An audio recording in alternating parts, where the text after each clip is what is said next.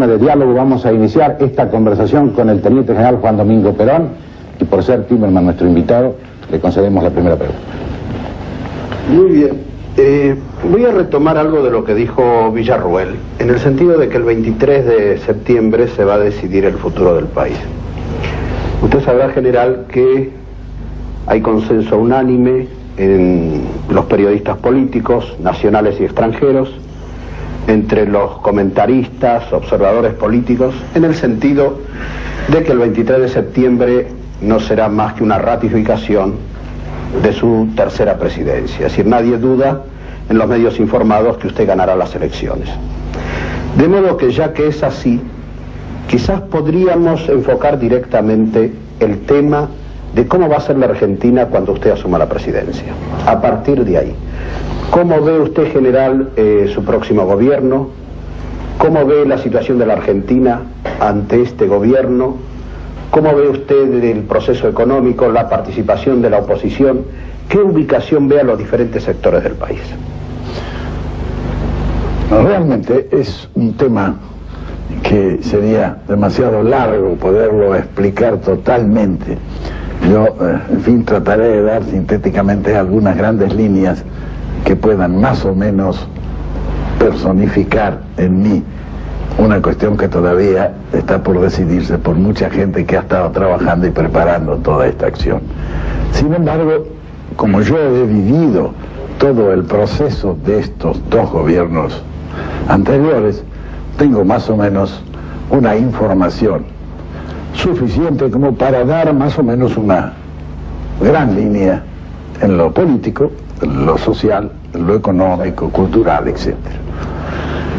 Es decir, como decimos nosotros, ya no he desatado totalmente el paquete, pero algo hemos desatado y visto cuál es el contenido. Y hemos podido comenzar a trabajar, especialmente en aquello que es más urgente, que era el sector económico, a trabajar armoniosamente en una planificación de conjunto. La economía vista desde el gobierno es un plan de conjunto. No pueden ser actividades ni desligadas unas de otras, ni armadas circunstancial e irracionalmente. Ese plan ha sido puesto a cargo de la Confederación General Económica, como es lógico, y por primera vez hemos dado a los empresarios la posibilidad de que ellos también jueguen un poco en el destino de la nación, siendo responsables de una acción planificada. Es así que ya se han pasado al Congreso los resultados de las primeras leyes, porque indudablemente nosotros estamos en la necesidad de cambiar un sistema.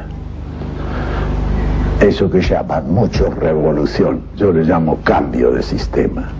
Ahora, el cambio de sistema no puede ser realizado rompiendo un sistema y poniendo otro.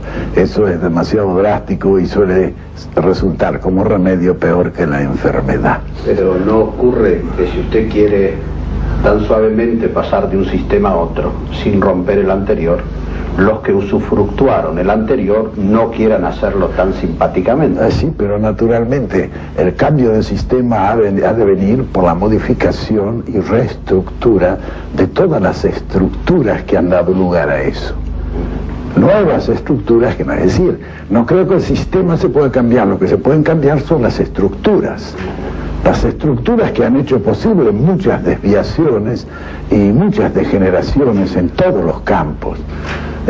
Es decir, es cuestión más que nada de una organización y de un orden. Y eso viene a través de las estructuras. Y yo creo que la única manera de fijar realmente las estructuras es orquestando un sistema de leyes que den consolidación a una reforma. Yo no soy partidario de la revolución drástica y dura, soy partidario de la reforma, es decir, de llegar a una revolución a través de una reforma, porque creo que eso es más constructivo. Yo analizo y veo naciones en el mundo que han hecho una revolución hace 56 años y que todavía rompieron todas las estructuras y que todavía no han conseguido estabilizarse a pesar de los 56 años transcurridos. Y es porque una nación no se puede construir en 56 años después de haberla destruido. Lo que yo pretendo es que no haya destrucción, sino que haya reacomodación de todos los órdenes a través de una legislación que permita consolidar un sistema con nuevas estructuras que no den lugar a las deformaciones y degeneraciones anteriores. Pienso yo que en el país, sobre todo en el aspecto económico, que es al que me estoy refiriendo, ha habido, en fin, una destrucción, y esa destrucción ha comenzado por el Estado. Es decir, en gran parte se ha destruido al hombre, que es lo más grave que le puede pasar a un país. La destrucción del hombre suele ser definitivo en la destrucción. En nosotros se ha comenzado a destruir al hombre, a destruir su moral, que es la fuerza motriz que lo va a impulsar para las realizaciones de un futuro que todos soñamos y deseamos esplendoroso, pero que no ha de serlo sin nuestra voluntad. Nuestra confianza no está puesta definitivamente en la realización de ese destino que ambicionamos.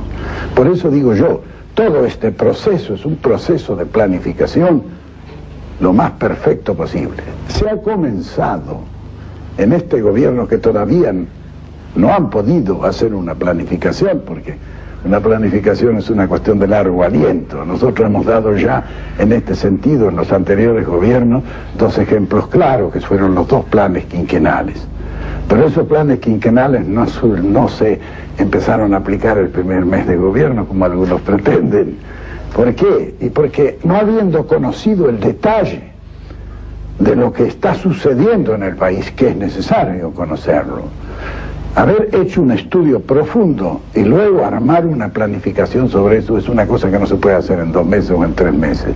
Nosotros tenemos ya institutos tecnológicos y de estudio y planificación que han venido funcionando hace varios años ya, y donde hemos tratado de acopiar la mayor cantidad posible de materia gris, que todavía no hemos empleado. ¿Por qué? Porque todavía no se ha lanzado un plan. Ahora, el plan que lancemos desde el gobierno definitivo no será tampoco un plan a la usanza de los anteriores, porque la situación no es ni parecida a lo de los anteriores. Es decir, se puede armar un plan quinquenal cuando se tiene el tiempo, se tienen los antecedentes, se conoce perfectamente bien la situación. Y sobre todo es una situación normal la que el país vive. Para mí la situación actual es anormal para la República Argentina. ¿En qué sentido?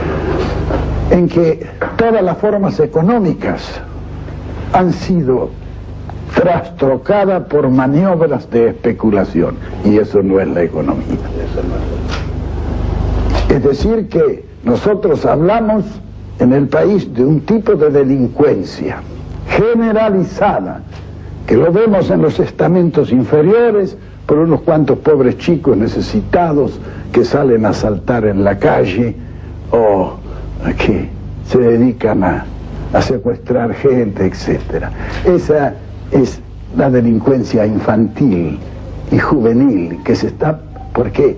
Y porque arriba, en el alto estamento, hay otra delincuencia que es mucho más grande y que es la que da el mal ejemplo. Pero tenga en cuenta que usted tiene que dar en un gobierno seguridad a los 2 estamentos, porque la gente está más asustada de un secuestro que de alguien que roba $100 millones al mes. Sí, claro, pero que es mucho más peligroso los $100 millones que el secuestro.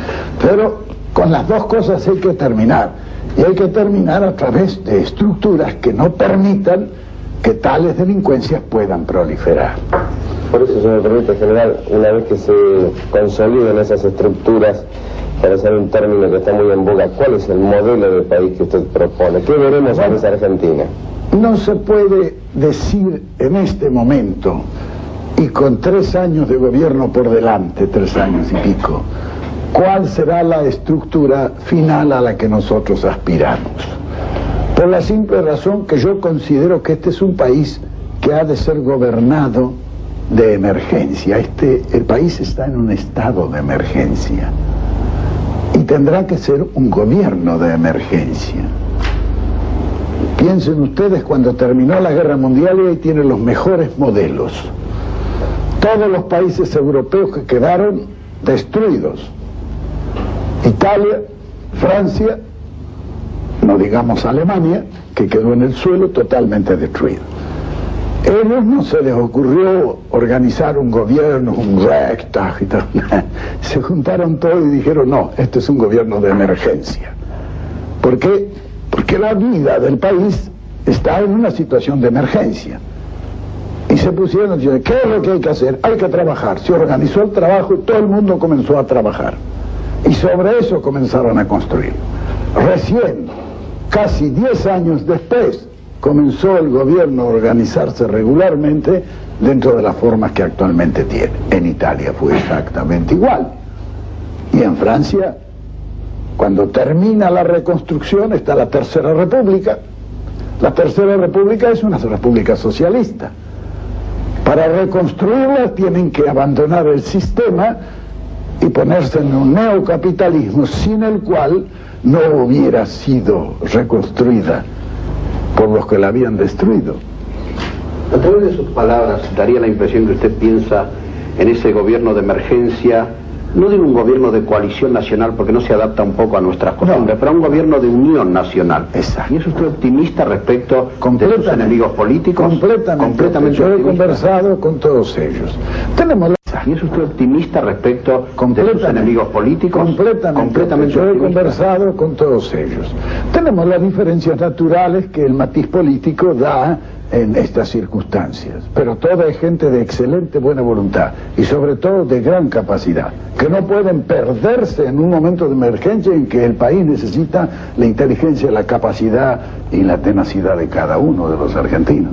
Yo pienso que eso llevará a un gobierno que dentro de lo constitucional tendrá su presidente de la República, porque esa es la Constitución, y el puesto de presidente de la República no es delegable, de acuerdo a la Constitución.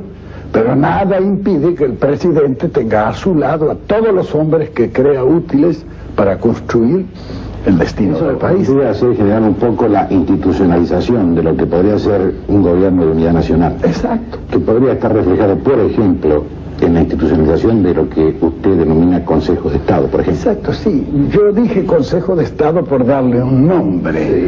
Porque los consejos de Estado, usted sabe que tienen una larga historia, desde los consejos áulicos, que nosotros sabemos bien qué resultado dieron, hasta los consejos de reinos, que fueron los que se establecieron al salir de la Edad Media y que todavía funcionan en toda Europa. Y después se fueron convirtiendo a medida que los países se fueron también cambiando los sistemas. Francia tiene su magnífico Consejo de Estado. Nosotros no necesitamos, en mi concepto, un Consejo de Estado con eso, con esa hermenéutica, ¿no? Sino un Consejo de Estado político. Allí es hasta económico. El Consejo de Estado controla la economía en Francia. Pero esas son, diremos, excrescencias constitucionales que se han ido realizando con el tiempo. Nosotros lo que necesitamos es constituir un organismo donde todos los dirigentes de los partidos políticos puedan coparticipar el Poder Ejecutivo con el gobierno, es decir, con el presidente de la nación, que es por la Constitución el encargado del poder, es decir, es el Poder Ejecutivo. Dice la Constitución, un ciudadano con el título de presidente de la Nación Argentina. Claro, yo no quiero entrar en el detalle de discutir. No, es que tampoco podría decirle yo, porque eso dependerá de lo que digan los demás dirigentes. Exacto. Porque ¿sabe lo que ocurre, general? Los dirigentes políticos y los partidos políticos están representados en la legislatura, donde evidentemente van a fijar sus posiciones. Exacto. Será muy difícil que haya dirigentes de los mismos partidos políticos dispuestos a un Consejo de Estado, sí, con el concepto de emergencia que no van a tener los dirigentes que piensan en una vida política inmediata. Es que no deben de estar en eso, deben de estar en su función, que es legislativa. Claro. Ajá. En cambio este no, este es ejecutivo. Pero si nosotros cuando el presidente de la República va a tomar una medida, va a su consejo y le dice, señores, ¿qué les parece? Vamos a tomar esta medida. Pero ¿y si el debate reproduce un debate parlamentario? No, bueno, es que no puede ser, porque no es allí la función parlamentaria, es la función ejecutiva. Se podrá discutir y se terminará por decir, bueno, que se haga una ley, se mande al Congreso, si quieren hacer una discusión más profunda. Pero hay actos del Poder Ejecutivo que deben de ser, diremos, apoyados por todas las fuerzas políticas. Por otra parte, exacto, pero por otra parte hay un estado de emergencia que hay que penetrar bien claramente qué es el estado de emergencia nuestro. Salimos nosotros de una dictadura militar, no hay que olvidarse. Conformamos por primera vez un gobierno popular, después de muchos años de gobiernos que no han sido populares, y tenemos que defenderlo. Y usted sabe que el peor enemigo de los gobiernos políticos han sido los políticos mismos. Así es. Ellos deben de estar de acuerdo y deben ser el elemento consolidador, que consolide eso, el gobierno del pueblo. Y para que se consolide el gobierno del pueblo deben estar todas las fuerzas políticas decididas y en acuerdo. Ahora, claro, como lo veo yo el problema. Las circunstancias que enfrenta en este momento el país con respecto a la relación entre las distintas fuerzas políticas es muy distinta a la del 46 al 55. Sí, claro. Prácticamente sus adversarios de ayer, hoy, si bien mantienen su individualidad, son sus amigos. Mis amigos, exacto. Ahora bien, general, yo quiero referirme concretamente a la primera parte de su definición en torno a los planes de cambio de estructuras. Usted lo ha dicho que usted es partidario de una reforma, no de una revolución. En su último mensaje en el Congreso, usted dijo, calificó la evolución de los tiempos en el mundo, habló del medioevo, del sistema feudal, en la época de las nacionalidades con el sistema demoliberal, y dijo, haciendo una comparación muy acertada, que esta época, la del continentalismo, en la era del jet, difícilmente llegue al año 2000. Es decir, que la velocidad permanentemente, a medida que avanzan los tiempos, se va acelerando. Ahora bien, partiendo de esa definición suya y partiendo de la advertencia que usted hizo de que no se puede llegar tarde, Sí, claro. ¿usted cree que la adecuación de Argentina en este momento a esta época que vivimos del continentalismo puede lograrse en tiempo aplicando la filosofía que usted anticipó ya de todo en su medida y armoniosamente? Sí, porque casualmente es coincidente con todo eso que hemos venido sosteniendo hace 30 años nosotros. ¿Qué es lo que ocurre?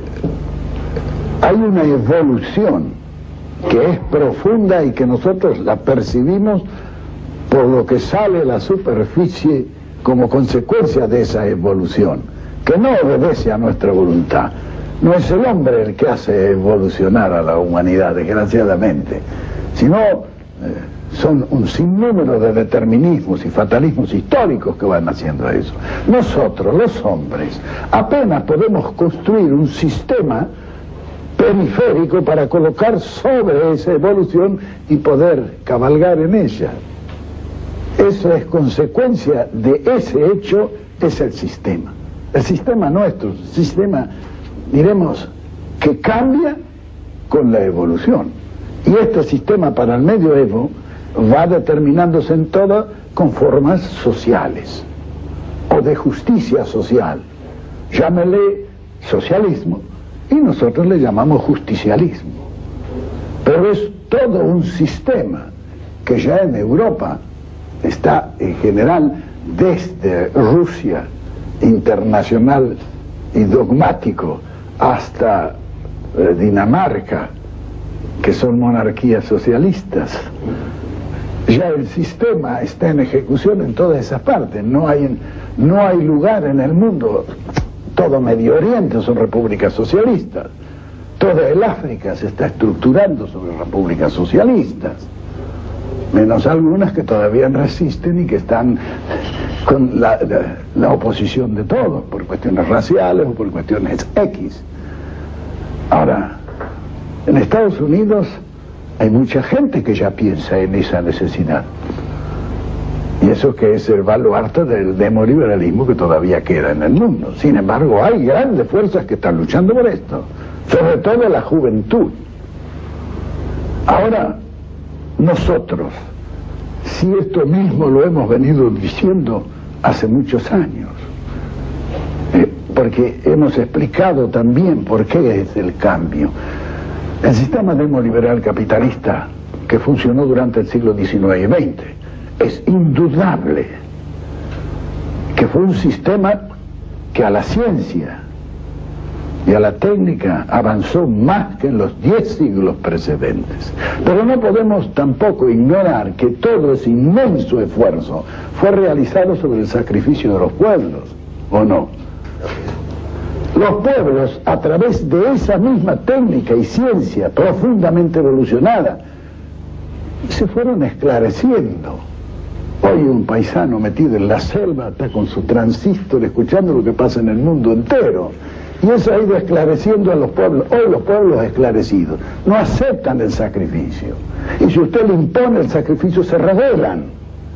Es necesario conformar un nuevo sistema donde sea un esfuerzo mancomunado y donde la intensidad del esfuerzo y la capacidad para realizarlo esté justamente compensado. Lo que me asombra o me produce necesidad de preguntarle al menos es su tan ilimitada confianza en que este sistema, que parece tan lógico a través del análisis de la historia, de la realidad contemporánea, de las experiencias que vemos en todo el mundo, como usted dice, de la tecnología y del desarrollo tecnológico, que este sistema que usted promoverá desde su gobierno y que considera lógico, necesario e imprescindible para el país, su optimismo respecto a la participación de los demás partidos, de los demás políticos. Usted revela como una especie de confianza ilimitada en que el estado de emergencia, así como la voz de la historia, impondrá que los dirigentes políticos argentinos reaccionen y admitan algo que no se admitió nunca en este país. ¿Usted recuerda que en este país algún día, alguna vez, hubo un concepto tan drástico de la unión nacional para gobernar? Por lo menos en este siglo. No hay duda, pero algún día tendrá que llegar. Y ese concepto no se ha producido en este país por falta de cultura política. Uno ve en Europa estos mismos fenómenos como se resuelven de otra manera totalmente diferente. Algunos dicen qué suerte tiene Francia, siempre le aparece el hombre que lo salva. No es suerte, es cultura política. Este es un país politizado, pero sin cultura política. Nosotros tenemos que trabajar. Claro que para adquirir de cultura política, el primer paso es politizarse. En un país despolitizado la cultura política no es accesible.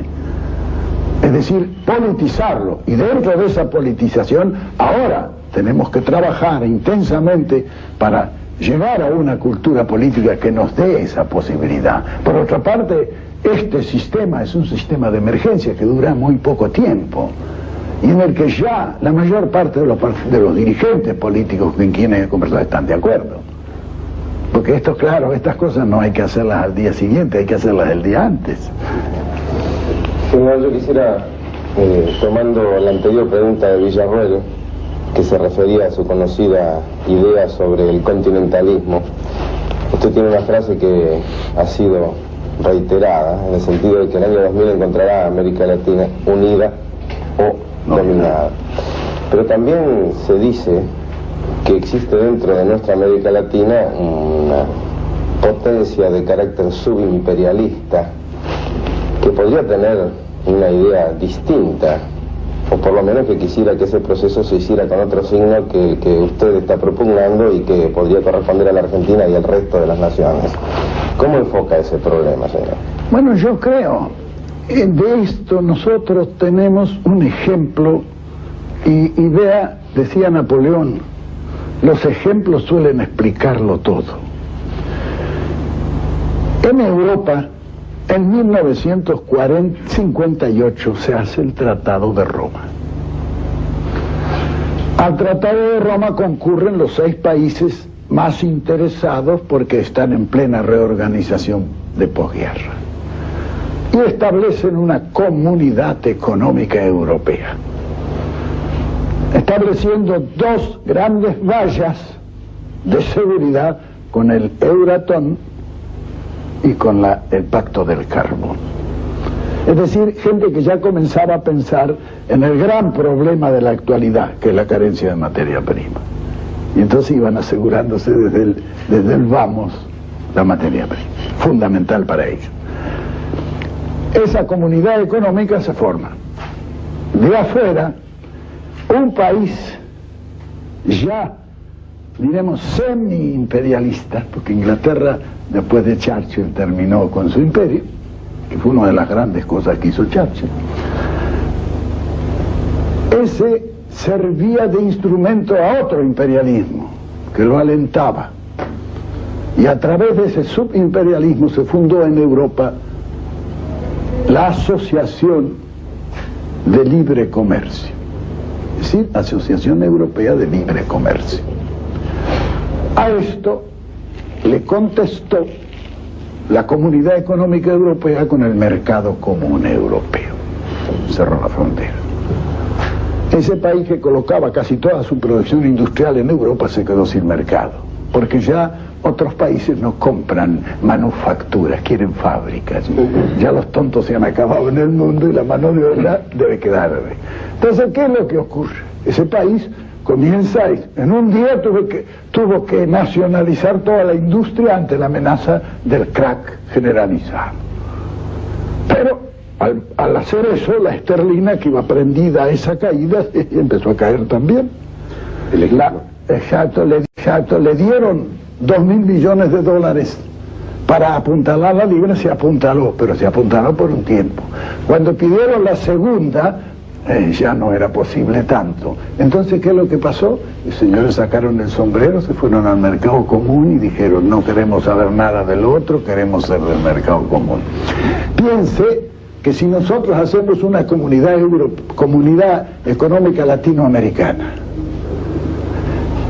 y después establecemos un mercado común latinoamericano, ese país a que usted se refiere, que está en un boom industrial muy grande, ¿a dónde va a colocar su producción? Que actualmente la está colocando casi toda en Latinoamérica. Claro, el ejemplo más solo que está pensando el esquema del subimperialismo al imperialismo. Natural, al final se sacarán el sombrero y vendrán a pedir. Esta es nuestra factura, la cuenta deudada. Natural. No estamos como partiendo un poco tarde, general, sin embargo, debido a hechos anteriores, por supuesto, ¿no? Bueno, no, vea, esas cuestiones que se han producido tienen ninguna importancia para mí. No tienen ninguna importancia si nosotros, desde ahora, procedemos bien. Estamos un poco en retardo. Estamos un poco en retardo porque, en fin, no hemos tenido la fortuna de que nos acompañase también un desenvolvimiento y desarrollo similar. Pero en esto nunca es tarde cuando la dicha es buena. Somos un país sumamente rico, mucho más rico de lo que muchos imaginan. Que ya en 1910 Poincaré, cuando nos visitó, dijo lo definitivo. Dice: es un país tan rico que a pesar de lo que hacen todos los gobiernos por hundirlo, no han conseguido, sigue flotando, ¿sabe? Esto define un poco el pensamiento suyo general de lo que será en materia de política internacional su gobierno a partir del 12 de octubre, partiendo de este retardo que usted reconoce. Exacto. Y que contrasta con la celeridad con que el país del que hablamos se ha movido desde el 11 de marzo hasta hoy. Sí, pero lo que ocurre es esto. Allá también todo el mundo sabía que la Asociación de Libre Comercio y el mercado común se tiraban al alma, pero con buenas maneras. Nosotros tenemos que seguir el mismo ejemplo. Nosotros no tenemos por qué pelear. Si él quiere desarrollarse, que se desarrolle, que haga todo lo que quiera, y bendito sea si lo consigue, ¿por qué no? Nosotros no tenemos estamos para oponernos a nada que sea ventajoso para ellos, al contrario, ayudar si es posible, pero no olvidando de que en lo internacional hay a posteriori un objetivo más profundo y más importante que el de desarrollarse y poder. No hay que olvidarse que estas son las grandes reservas del mundo, de un mundo que ya se está quedando sin alimentos y sin materia prima por el derroche que ha hecho en su expansión tecnológica. ¿Usted cree, general, Cuidado, que hay una incógnita que es la siguiente? Los países de la Comunidad Europea, encabezados básicamente por Francia, Italia y Alemania, Habían aprovechado muy bien el plan Marshall, se habían reconstruido, habían reestructurado, incluso habían creado ya sus sistemas políticos definitivos en los 3 países y empezaron la lucha con el viejo mandante, digamos así, que quería usar a Inglaterra, y se defendieron muy bien. Tenían una infraestructura tecnológica, comercial, etc. Incluso tuvieron audacias de comerciar con los países comunistas, magnífico.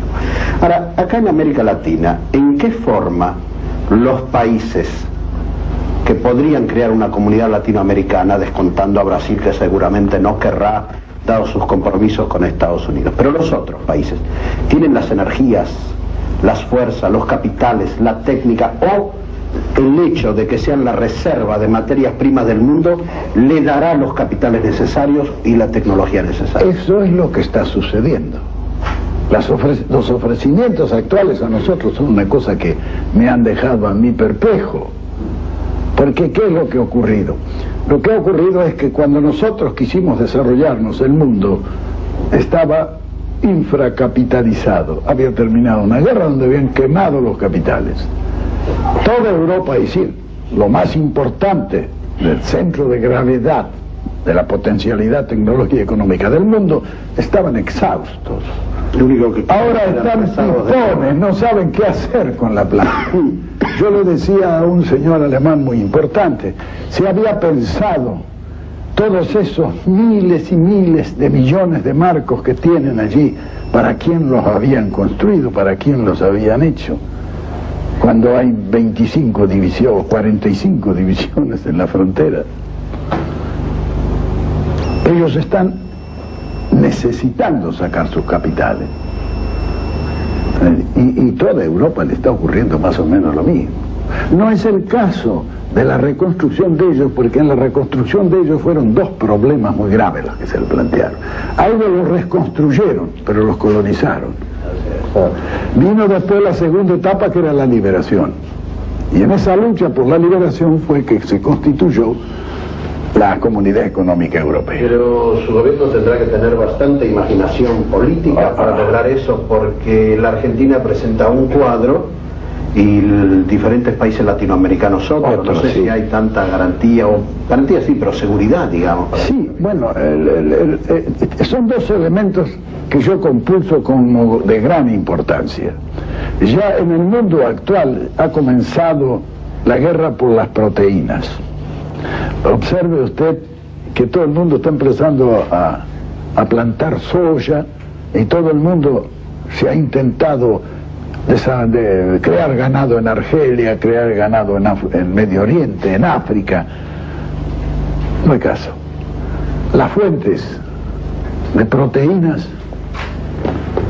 están en nuestros países, están en América del Sur, país rico en fosfatos y yodo, que es lo que carecen nosotros. Esos países, todos, con el andar del tiempo solo, van a ir desarrollándose. Piense usted que hay algunas poblaciones de ellos que el 50% son todavía indígenas. No se les puede pedir, pero lo que hay que pedir es que esa inmensa reserva, porque esos son los pobres ahora, pero son los ricos del futuro. Cuando la tecnología y el despilfarro ecológico haya llegado a un límite como el que se está alcanzando ya en Europa. Fíjese que toda la producción de trigo del mundo no alcanza para abastecer este año, no se alcanza a cubrir ni el 96% de la totalidad de la demanda, solamente de Europa. Es decir, es un problema muy grave donde nosotros debemos... Yo he sido en este país industrialista. Fui el que puso en marcha la industrialización, la industria mediana y la tentativa de llegar a la industria pesada a través de la materia prima. Puse en marcha eso. Para eso sofrené un poco la agricultura y la ganadería. Era otro mundo distinto al que ahora tengo. Evidente. Ahora creo que hay que producir 200 millones de toneladas de trigo al año. Y tenemos posibilidades. Y que tenemos que llegar a planteles de 150 millones de vacas. Sí, posible. Y tenemos terreno para hacerlo. Usted corre peligro de coloque su gusto en la sociedad rural generalmente. No, porque no será negocio para la sociedad rural, ese será negocio para la República Argentina, que es distinto. Si usted me permite, yo quisiera hasta ahora hacer una breve síntesis, sí, porque quiero pasar a un tema que todos lo tomamos un poco con pinzas y espero que usted lo afronte totalmente. Bueno, usted ha dicho que su gobierno es la continuidad de los dos gobiernos anteriores, donde se han hecho... Debe ser con las modificaciones que la situación impone. Lógicamente, que recién entonces usted va a poder establecer los planes definitivos, aprovechando las cosas que se hayan hecho hasta ahora. Exacto. Que considera que el país está en emergencia y es optimista en cuanto a que podrá hacer los planes, es optimista en cuanto a que el país acepte el estado de emergencia y la idea de una unión nacional. Es optimista también en cuanto a que los políticos acepten la idea del estado de emergencia y la necesidad de que su gobierno sea de emergencia. Emergencia en el sentido de reconstruir las realidades evidentes que nos rodean. Natural. Al mismo tiempo es optimista en cuanto al papel de la Argentina en América Latina. Cree además que dada la estructura de nuestro país, que nos ha dado Dios o Colón o como fuera, nos permitirá ser la canasta del mundo nuevamente, que hay una posibilidad de explosión de la producción agropecuaria, el país está capacitado, los capitales existen, la tecnología existe. Y sin necesidad de parar la tecnología, seguir adelante con el desarrollo tecnológico. Es decir, que toda deuda externa, problemas financieros, inversiones se cubren con dos cosechas interesantes de la gente. Ahora toquemos ese tema que todo el mundo le escabulle un poco, la juventud. ¿Por qué le digo esto, general? Porque usted ha incorporado en el año 45 a la clase trabajadora a la vida política activa. La clase trabajadora no actuaba políticamente en forma activa. Actuaba a través de dos CGTs. Una era radical y la otra comunista. Incluso me llama la atención a veces que dicen que esta CGT, ¿por qué actúa en política? Pienso que actúa en política porque todas las CGT del mundo lo han hecho y han actuado en política. Claro, porque tiene que tener su política, ¿por qué no la va a tener?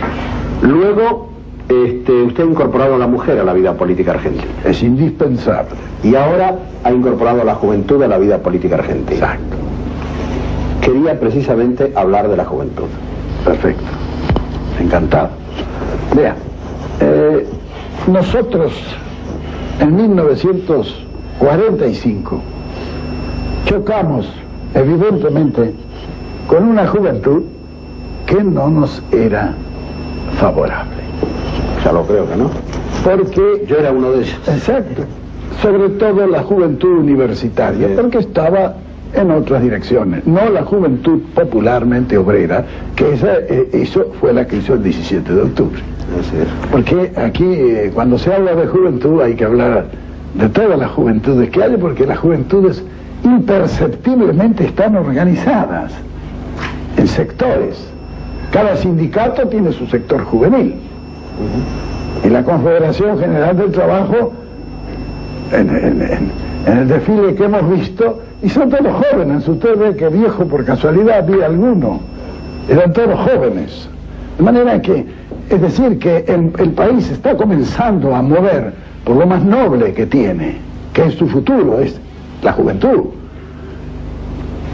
Indudablemente que esto ha venido con el tiempo, no solamente porque Dios es grande y misericordioso, sino porque el trabajo político realizado por nosotros ha comenzado a dar sus frutos.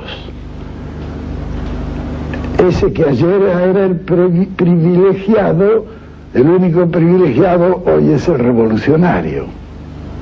Eso se comenzó a formar en la familia.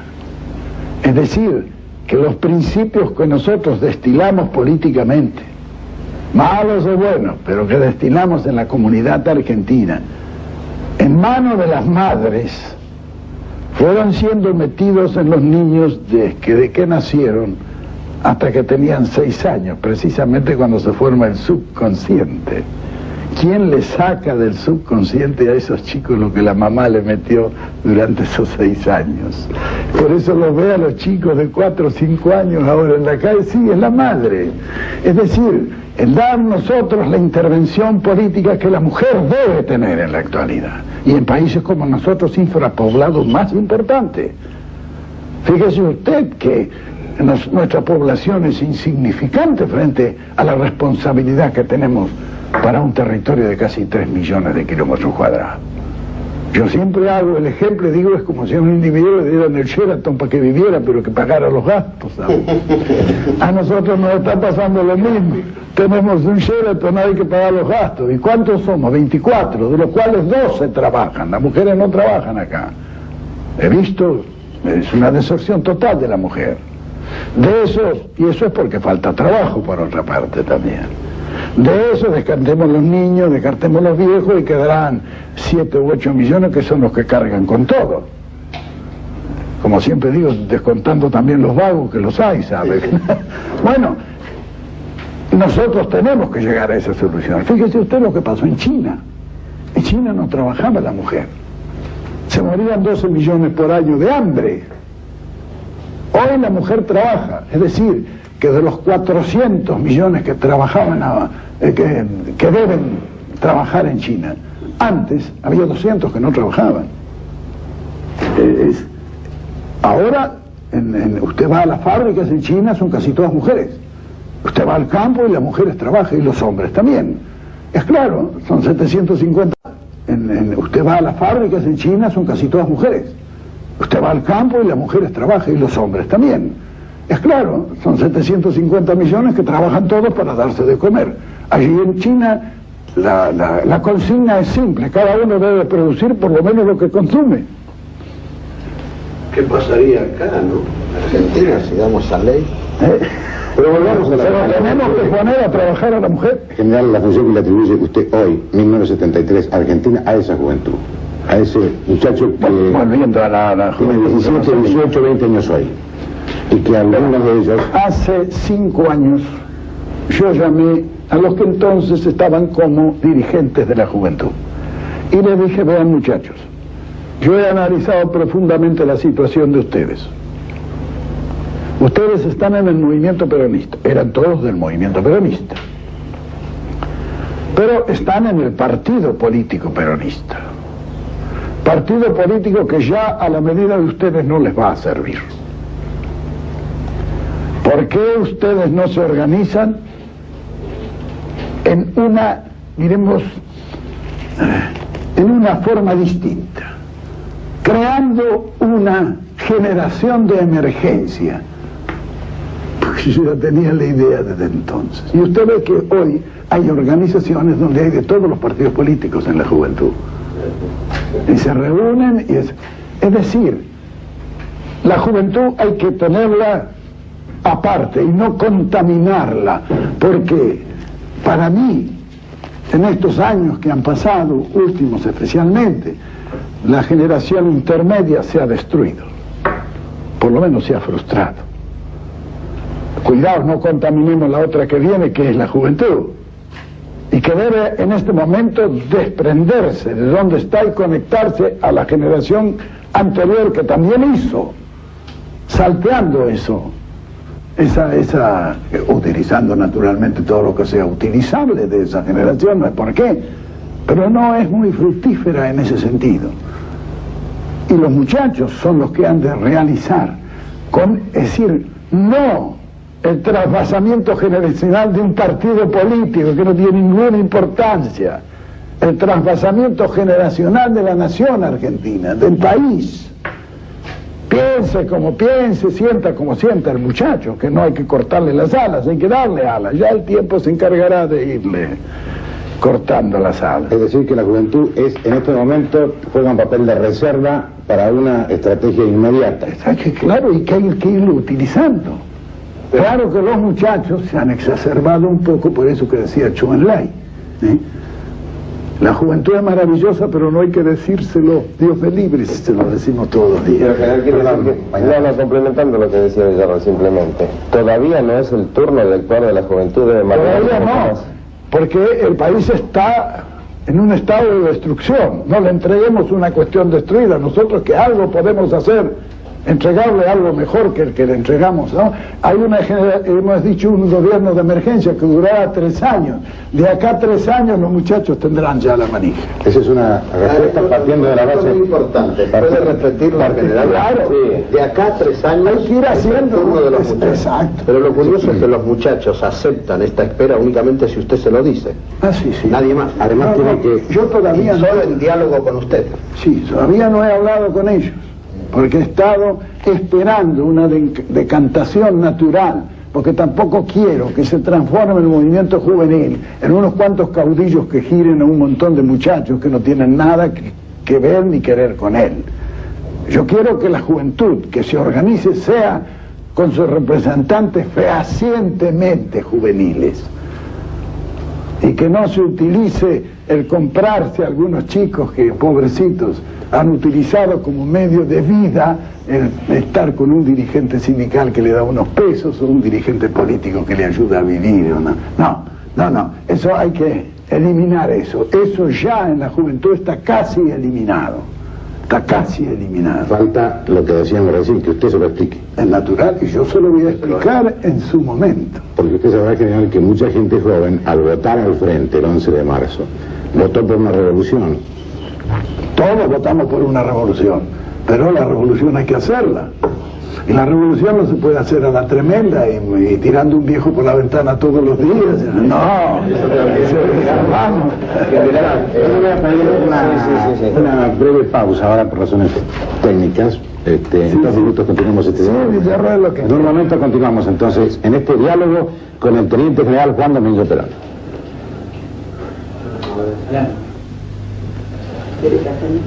No, ¿por qué no abre un poco la ventana a ver si se ventila un poco esto, que hace mucho calor?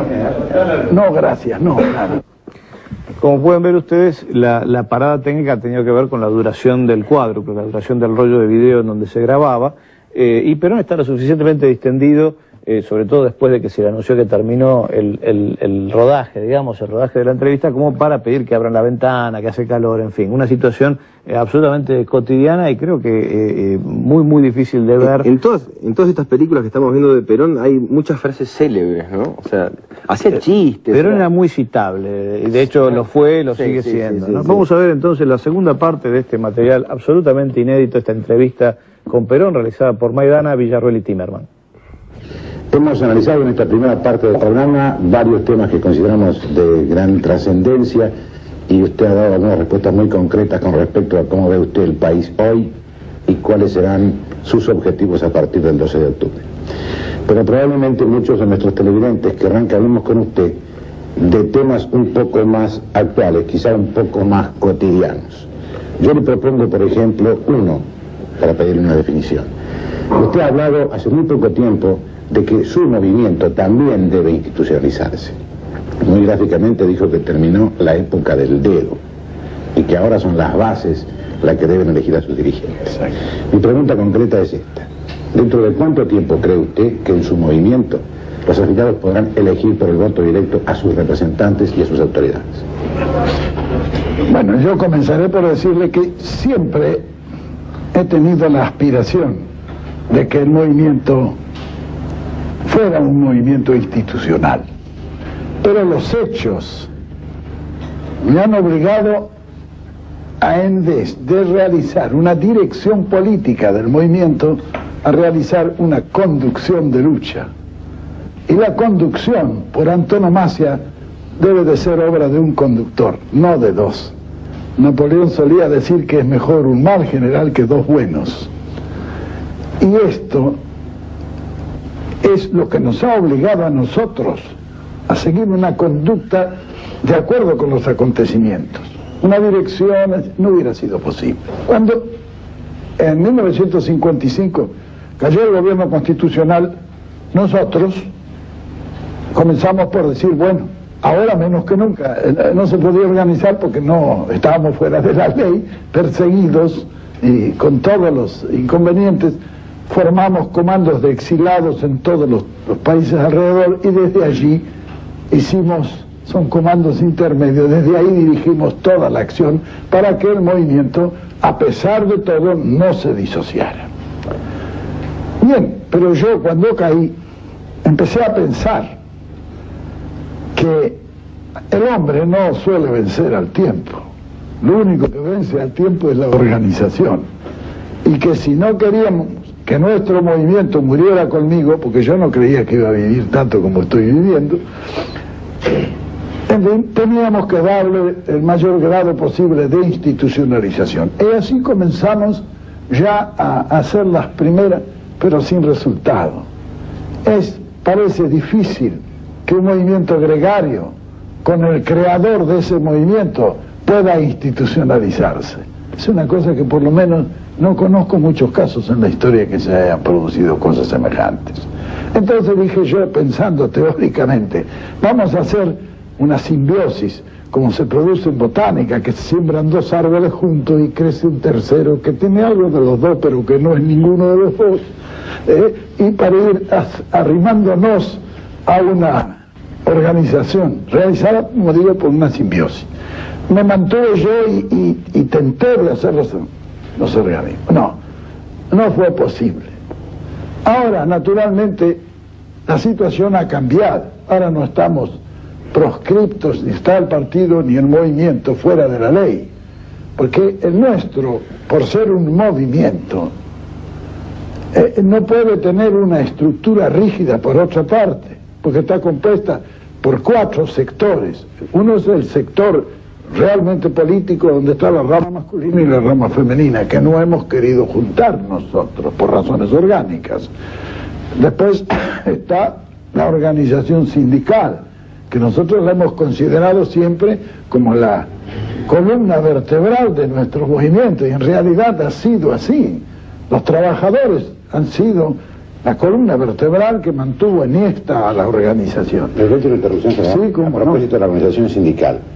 ¿Es la organización sindical politizada o es la CGT orgánicamente la que forma parte del movimiento?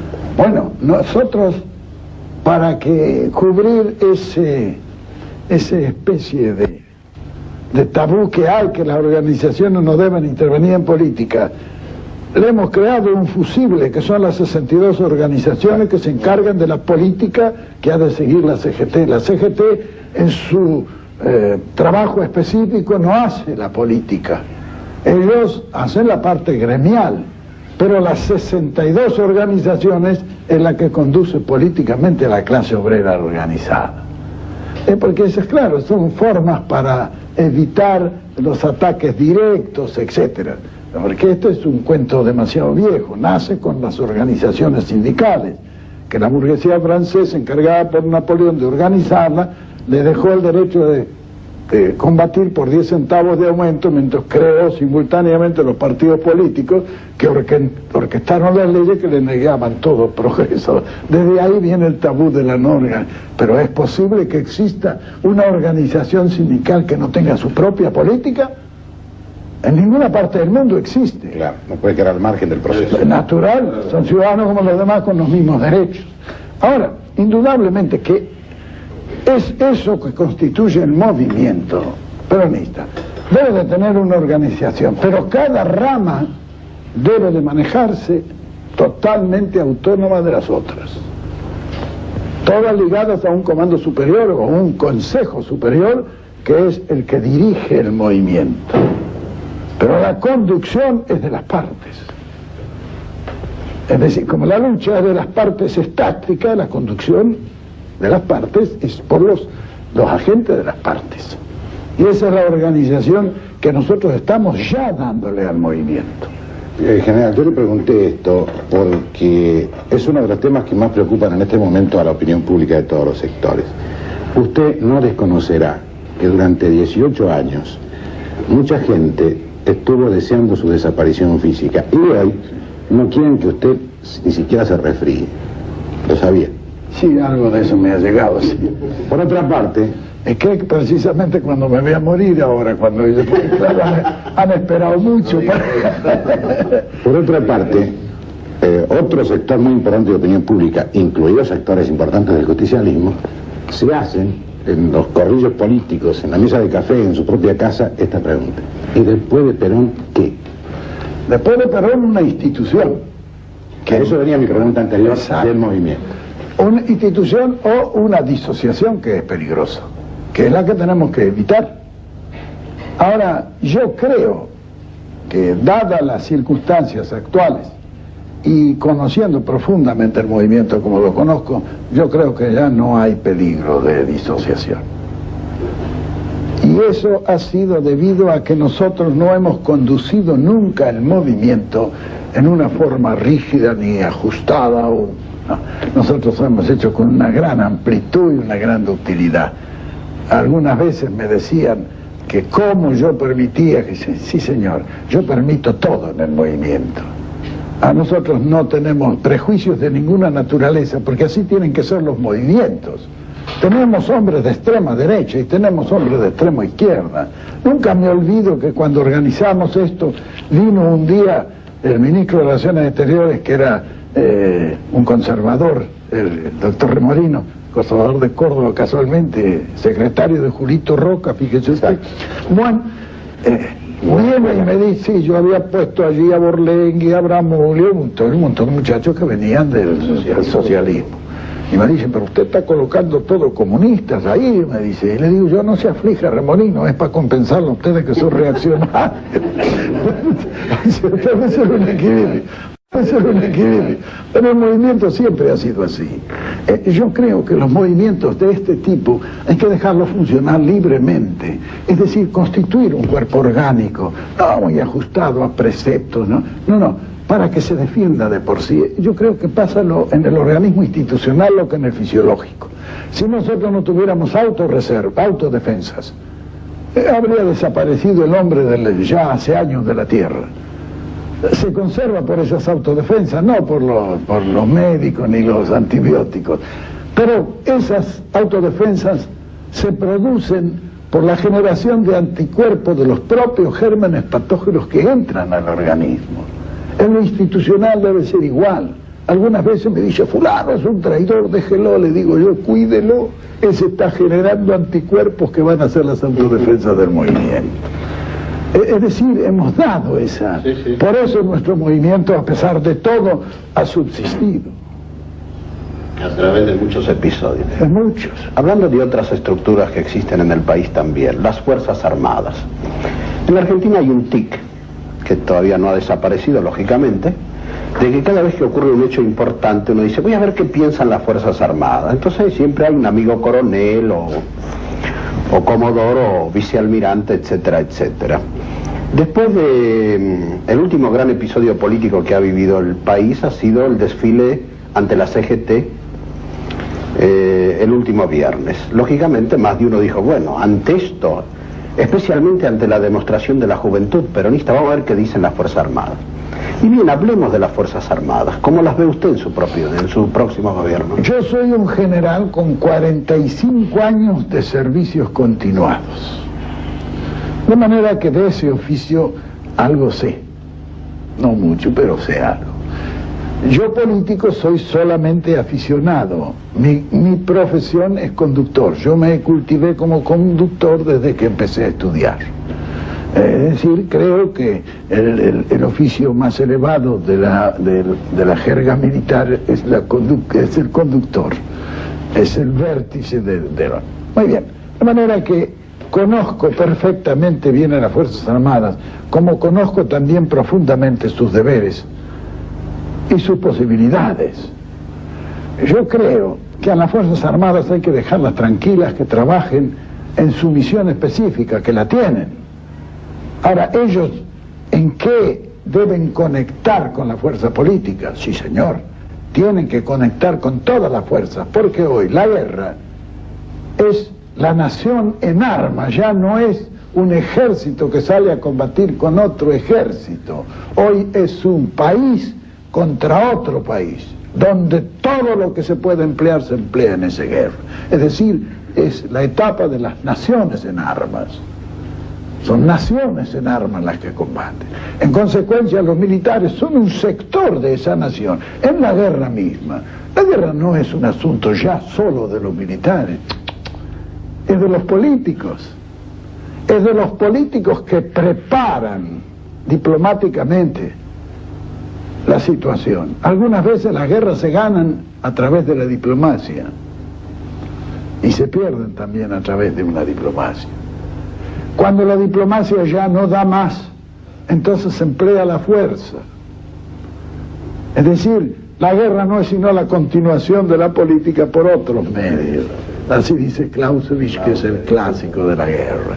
Entonces, nosotros tenemos que pensar que el ejército es una parte de la nación que se ocupa de ese sector, de la continuación de la política por otros medios. Pero curiosamente, en los últimos años, a través de la ideología de la lucha contra el comunismo, del ejército norteamericano, a muchos ejércitos de Sudamérica, incluso al nuestro, a nuestras Fuerzas Armadas, se los ha instruido diciéndoles que no hay peligro de guerra exterior, ya que Estados Unidos cuidaba la paz en el continente, que el peligro era interno, y están preparadas, estratégica, tácticamente, para una lucha interna. Hay que revertir eso.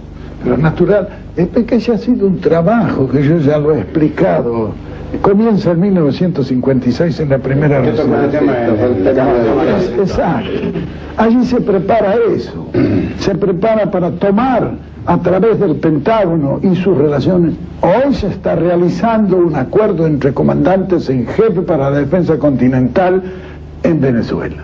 Y Perón le ha dicho, no señor, nosotros no estamos de acuerdo con eso. Es que esto... hay que tener cuidado de no sacar los pies del plato. Eso es una incitación a que las Fuerzas Armadas tomen en reemplazo de las fuerzas políticas la dirección política internacional del país. Claro. Esas son cosas que no pueden. Es como pasa en Estados Unidos. En Estados Unidos existe un grave conflicto. Yo se lo he oído comentar a algunos diplomáticos norteamericanos. Desde hace muchos años, el Departamento de Estado no es el que conduce las relaciones internacionales en los Estados Unidos, es el Pentágono. Ellos no están conformes con eso. Hay una tendencia a eso. Y nos quieren sacar a nosotros también hacia esa misma tendencia. No es, diremos, lo clásico, lo que debe de ser. Deben de trabajar unidos y de acuerdo, las dos, todas las fuerzas de la nación. Pero la misión es una para unos y otra para otros. La misión de las Fuerzas Armadas es preparar el país para la guerra conjuntamente con las fuerzas políticas. General, en este momento, en esta época del continentalismo, como usted la define, las Fuerzas Armadas tienen suscritos algunos compromisos que en alguna medida fueron suscritos a nivel político. Por ejemplo, el Pacto de Río de Janeiro del 47, la Junta Interamericana de Defensa, etcétera. ¿Cuál será la actitud entonces que a su criterio deben tener nuestras Fuerzas Armadas y nuestro poder político, instruyendo en ese sentido, frente a esa situación real? Sin penetrar profundamente el asunto, para mí eso es un asunto total y absolutamente inconstitucional. Si hemos de ajustarnos a la Constitución, las relaciones internacionales son resorte exclusivo del presidente de la Nación Argentina. Y nadie puede establecer pactos ni compromisos por detrás del presidente de la Nación, que es el jefe de la Nación y el que por la Constitución le corresponde total y absolutamente la conducción de las relaciones internacionales. ¿Es así? Exacto. Y esos aquí documentos... no se trata de que cumplamos el espíritu de la Constitución, sino la letra de la Constitución, para no equivocarnos. En consecuencia, ¿usted considera que esos compromisos deben ya dejarse de lado? Yo creo que ya no tienen razón de ser. La mitad de esos compromisos. Cuando yo estuve aquí de presidente no se hizo ningún compromiso y venían acá el jefe de la aviación, el jefe del ejército, el jefe de la marina norteamericana. No, señor, nosotros no adquirimos compromisos de esa naturaleza. La defensa continental, sí señor, el Atlántico Sur, nosotros vamos a defender el Atlántico Sur en las costas que nos corresponden. El general Mercado Carrín, consultado ayer, a punto de viajar para Venezuela, dice lo mismo. Se le preguntó si él consideraba que Cuba debía estar representada en la reunión de Caracas. Él dijo que a su criterio debía estar representada en todas las reuniones a las que quisiera concurrir. ¿Usted piensa lo mismo? Claro. O no forma parte del continente. Perfecto. Ya que tocamos... pero quiero decir, ¿cómo se puede articular eso? Porque evidentemente en la práctica va a encontrar un tropiezo inmenso. ¿El qué? Esa incorporación real de Cuba a ese tipo de... Bueno, es cuestión de que terminemos de una vez con las fronteras ideológicas. Todos venimos declamando un catecismo que ninguno cumplimos. Hace años que hemos dicho se acabaron las fronteras ideológicas en el mundo. Y entonces uno, porque está allí y tiene un sistema que no les gusta a muchos, lo arrumbamos y decimos, que está aquí no existe. No se ha hecho eso con China durante un montón de años, que caracteriza la mayor estupidez del mundo pensar que un país de 800 millones de habitantes no existe. Vamos.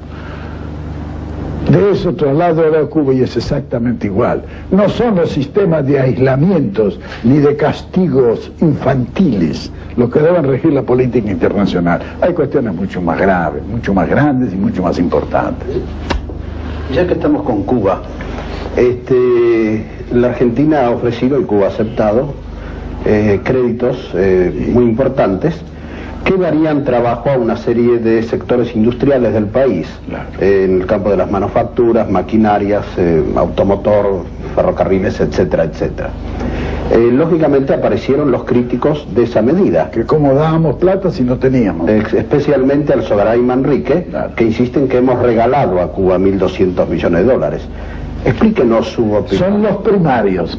En todas las actividades de la vida hay los que solo ven hasta la altura de la nariz, no ven más allá.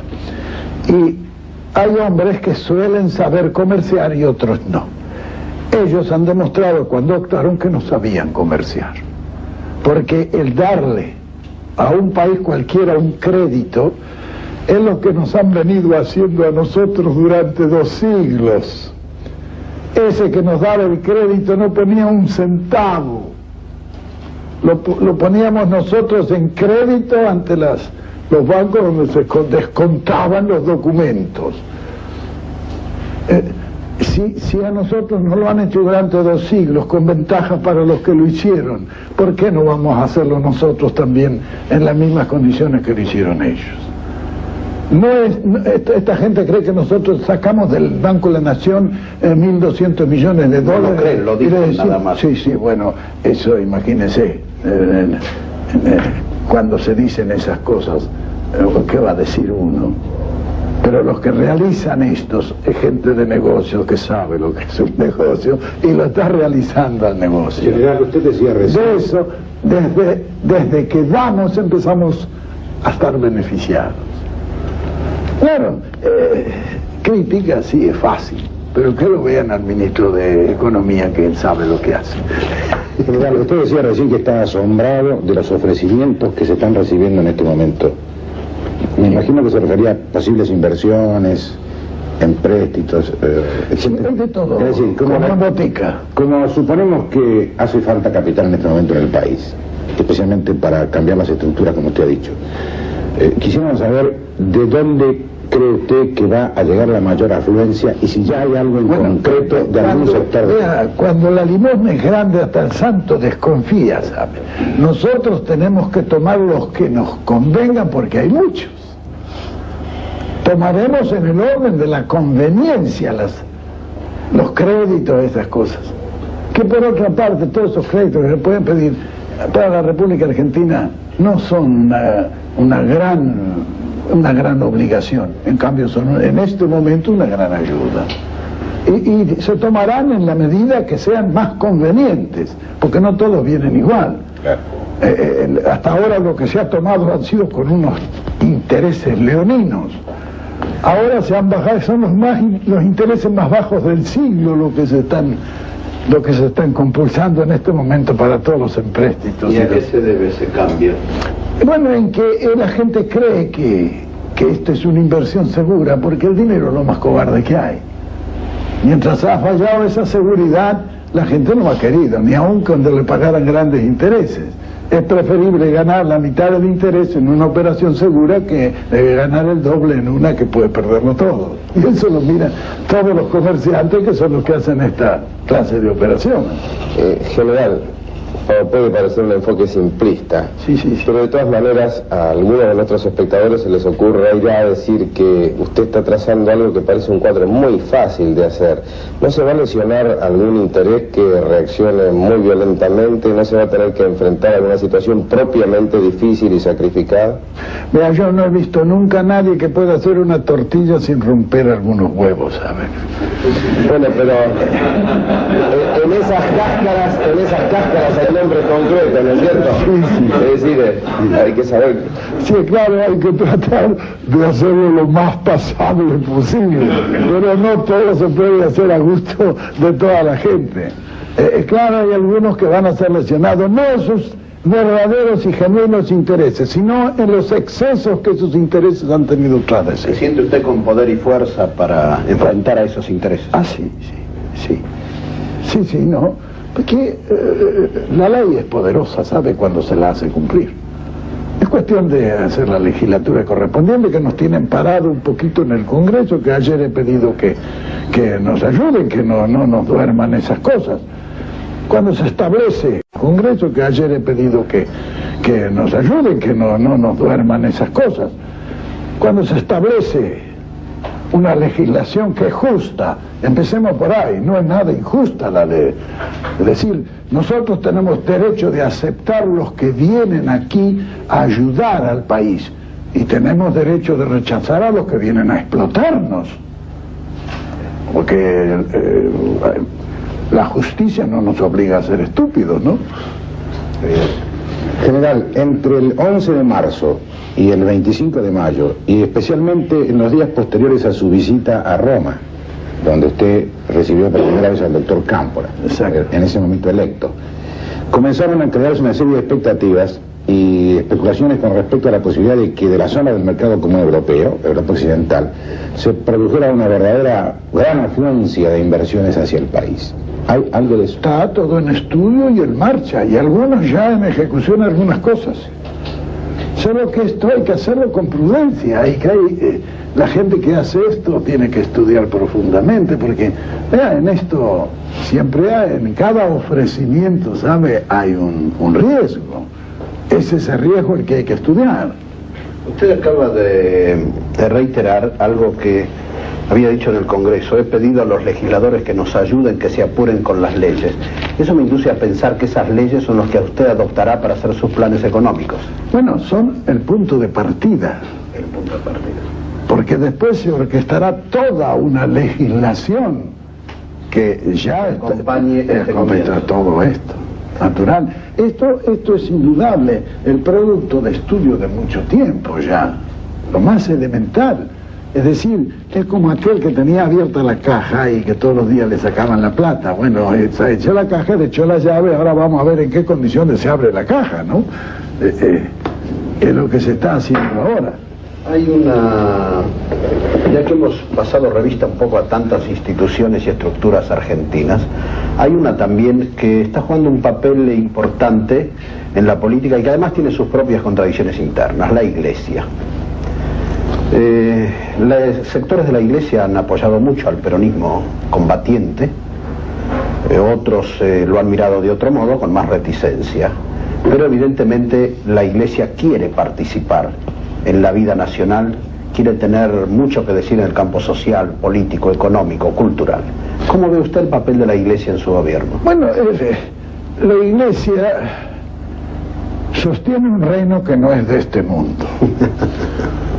Y yo sigo pensando que ellos deben luchar por ese reino. Es decir, la acción política de la Iglesia no puede perturbar a los poderes del Estado, sino que debe colaborar dentro de los poderes del Estado, como en todas partes del mundo se produce. Cuando desde el púlpito se ataca abiertamente al Estado, ese sacerdote no está cumpliendo ni con su deber de sacerdote, ni con su deber de ciudadano. Porque el ciudadano que grita en la plaza, pero que se saque los hábitos que lo protegen, etc. Es decir, ellos tienen una intervención, no se le puede negar una intervención, porque su función no se puede realizar alejado de toda acción política y sobre todo de toda acción social. Pero eso tienen que ejercerlo con prudencia y cumpliendo una misión, no realizando una tarea política. Ellos sí que no pueden intervenir en su ministerio en la política activa y menos en la lucha. Como yo veo el problema y como se acepta la Iglesia en todas partes del mundo. Ahora que alguno por ahí saca los pies del plato, no importa, una golondrina no hace verano, pero el conjunto, yo creo que aquí en el país eso está muy bien, eso está bien, no hay desviaciones. La Iglesia aquí se ha portado muy bien en mi concepto, aún los mismos curas del tercer mundo. Ellos tienen su concepción y su punto de vista y lo defienden. Yo creo que en eso nosotros no tenemos nada que observar, los peronistas no tenemos nada que observar. Algunas veces la Iglesia nos ha dado a nosotros y otras veces le ha dado a los demás. En general también... Estamos a manos. También un tema que usted tocó en su exposición ante los legisladores fue el respeto a las minorías. Se me ocurre que podría hablarse más genéricamente de todo lo que sea oposición, el papel que usted le atribuye a la oposición, reconociendo, como se dijo aquí al comienzo, que usted y sus adversarios se tratan con un mutuo respeto, e incluso de algunos grupos que pueden abrigar, ¿por qué no hablamos con la misma realidad con que se habló de la posibilidad de lo que pasará después de Perón? Cierto temor. ¿Qué les dice usted a esa gente? ¿Temor a nosotros? Bueno, eso es un asunto que no lo podemos arreglar con palabras. Ellos verán que no le vamos a hacer nada que no debamos hacer y que lo vamos a respetar. Vea, yo desde que tengo uso de razón, dije los otros días, he venido oyendo hablar del respeto a las minorías. Pero también desde que tengo uso de razón hasta ahora, que han pasado muchos años ya, he visto el desprecio más olímpico por todas las minorías que he conocido. ¿Qué minoría ha hecho algo en el país con el respeto de la mayoría? Jamás. Es decir, que las formas políticas hasta ahora realizadas en el país no respetan las minorías. Es decir, hay que llegar a una conjunción y no la respetan porque están a los palos uno con los otros, que en la pelea nadie se respeta, pega donde puede, ¿sabe?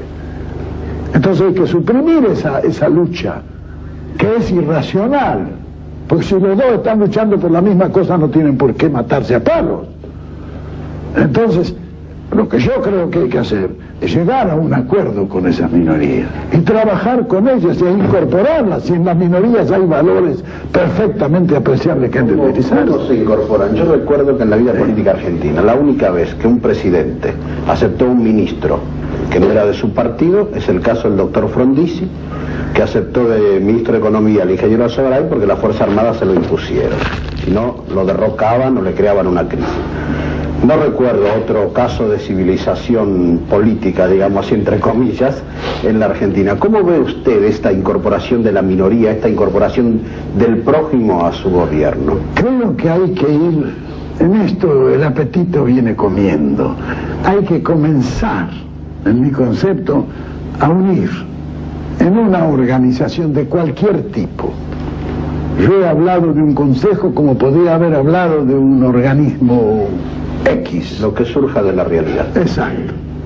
Para que realmente cuando tengamos que hacer una cosa trascendente y haya una minoría que dice no, yo no quiero eso, por lo menos se discuta, se lo conforme o no se haga, si es preciso, respetando esa decisión de la minoría.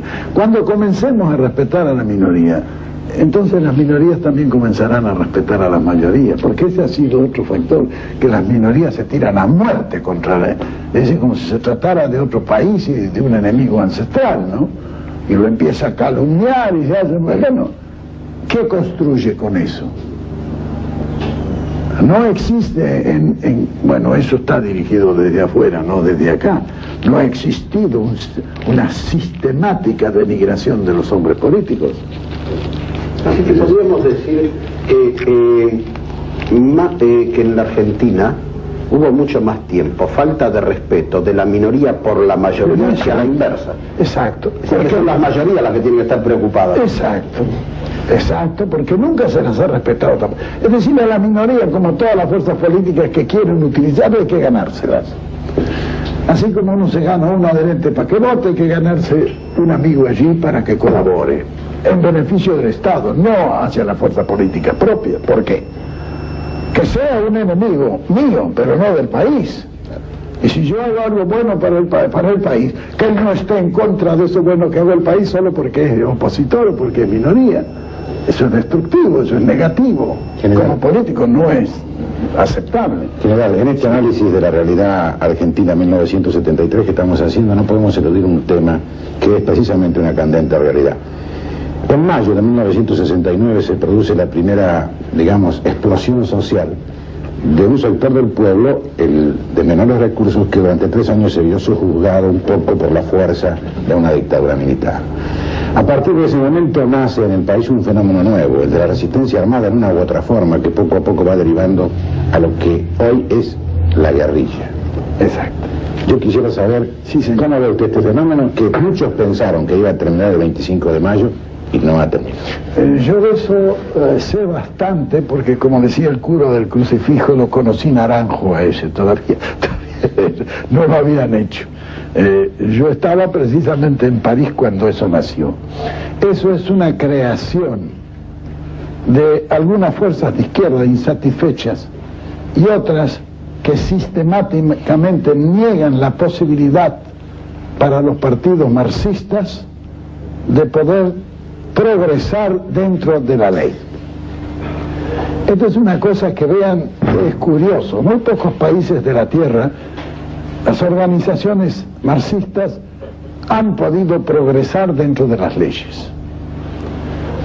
Entonces, se piensa que no son, diremos, comunistas, no, son fuerzas marxistas dispersas, trotskistas, etc., que producen el primer hecho en París el 30 y 31 de mayo de 1968, lo que se llamó las barricadas, que comenzó con un gran letrero puesto en la Sorbona, que me costó a mí mucho traducirlo por lo que decía. Decía, ustedes son las guerrillas que vienen a destruir a los que nos quieren vender la muerte climatizada con el título de porvenir. La sociedad industrial debe desaparecer. La sociedad de consumo debe morir de muerte violenta. Queremos un gobierno donde la imaginación haya tomado el poder. Esa fue la escarapela inicial de ese movimiento, que se articuló en París y se maneja todavía desde París. Corresponde a América Latina un señor Posada. Yo tengo toda la información porque los conozco a todos ellos. Yo he estado conversando con muchos de ellos durante esas cuestiones de las barricadas. Las barricadas fueron el golpe contra De Gaulle, en realidad de verdad, pero con una derivación que tenía la aspiración de ser la segunda revolución francesa, porque de eso se hablaba. Y a muchos nos engañaron al principio, incluso a mí, hasta que conocí perfectamente bien. Es un movimiento organizado en el mundo con tendencia marxista, pero que no se sistematiza en nada. Es una lucha para tomar el poder, exclusiva y directamente. Una lucha activa y armada del país. ¿Cuál sería su mensaje final de una audición que ha analizado toda la realidad nacional e internacional? Bueno, su conclusión. Exacto. Decirle a todos los argentinos que estamos decididos a empezar y pedirles que cada uno colabore en la medida de sus posibilidades. Preguntarán ellos qué es lo que tienen que hacer. Nosotros estamos preparando los planes y cada argentino tendrá una misión. Lo único que le pedimos es que la cumpla. Y si eso se realiza, la Argentina en muy poco tiempo va a salir del bache en que se encuentra. Mi manera de pensar. Pero perdón, señor, para Sí, señor. no es que deba esperarse milagrosamente que el 13 de octubre Perón arregle todo. Natural, ¿sabe? Eso ojalá fuera posible, pero no. Hay muchas cosas que hacer y muchas cosas que preparar. En lo político como en lo social, se ha llegado a un pacto social que ha sido natural, que ha parado la inflación como único fenómeno en el mundo. Hemos pasado de un año de 80% de inflación a uno que ha rebajado los precios. Ya eso sí que es un verdadero milagro, porque no lo he visto realizar en ninguna parte del mundo. Vean lo que le pasa a Estados Unidos con toda la plata que tienen. Cada día la inflación los devora de alguna manera diferente, pero nada pueden parar. Nosotros hemos parado. Creo que esa es la mejor promesa que podemos dar a los argentinos.